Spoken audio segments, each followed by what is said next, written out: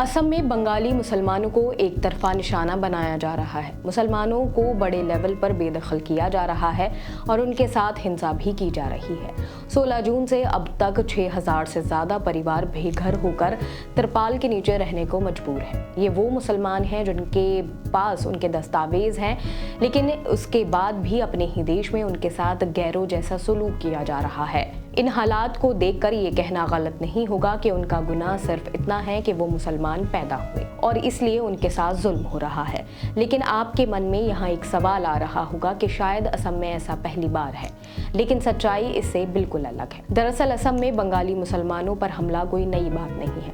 1983 में भी ऐसा ही हुआ था, जब नीले नरसंहार हुआ था। उस नरसंहार में लगभग अनऑफिशियली डेटा के हिसाब से 10,000 लोगों की जान गई थी, जिसमें ज्यादातर बंगाली मुसलमान थे। 2012 में हिंसा में करीब 108 लोग मारे गए और लगभग 4 लाख लोग विस्थापित हुए थे। ये घटनाएं इस बात का सबूत है कि असम में पहचान और आबादी का सवाल लगातार तनाव बिगाड़ने की वजह रहा है।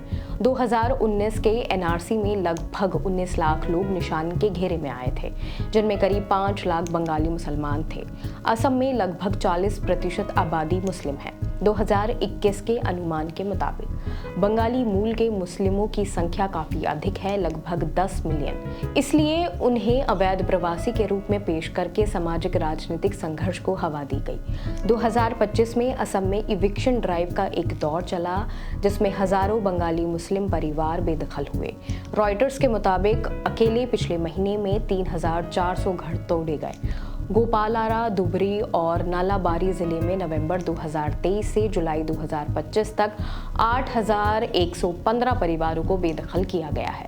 दुबरी में लगभग 1400 परिवारों के घर ढहा दिए गए, जिसे बिजली परियोजना का हवाला देकर अंजाम दिया गया। उरीम घाट में रेंजमा रिजर्व फोर्स से 1500 परिवारों को हटाया गया। कुल मिलाकर लगभग 2000 परिवार प्रभावित हुए। गोलाघाट में 5 दिनों में 4000 से अधिक संरचनाएं हटा दी गईं। 250 घरों को लक्ष्य बनाया गया।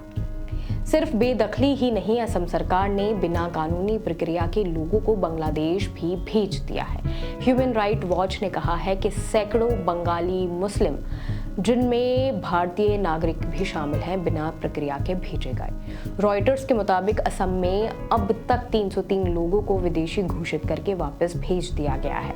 अब ऐसे हालात में बंगाली मुसलमानों की मदद करने के लिए जमीयत उलेमाए हिंद की टीम ने गोपालारा में जाकर विस्थापितों के लिए रहने लायक जगह का इंतजाम किया।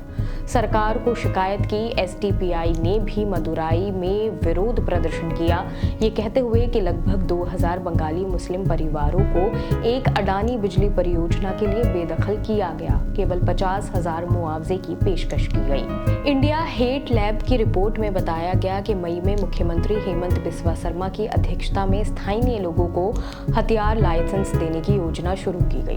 मुस्लिमों को दोषी ठहराया गया। रैली और सोशल मीडिया पर मियां शब्द का अपमानजनक रूप से इस्तेमाल बढ़ा और हिंसा की वजह बना। सिंचाई वाली जगहों पर डेमोग्राफिक इन्वेंशन का हवाला देकर धर्म के आधार पर बंटवारा भी किया गया। इससे राजनीतिक फायदे को बढ़ावा मिला। इविक्शन ड्राइव की रणनीति को 2026 के चुनाव से जोड़कर देखा जा रहा है।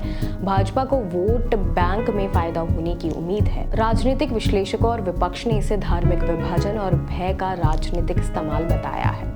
उनके हिसाब से तेजी से बढ़ती जनसंख्या और कम होते साधन, अपनी पहचान को बचाने की सोच, राजनीति में फायदे के लिए नफरत का इस्तेमाल और संविधान, कानून व इंसानी हकों की अनदेखी, ये सब मिलाकर इस हालात को पैदा करते हैं।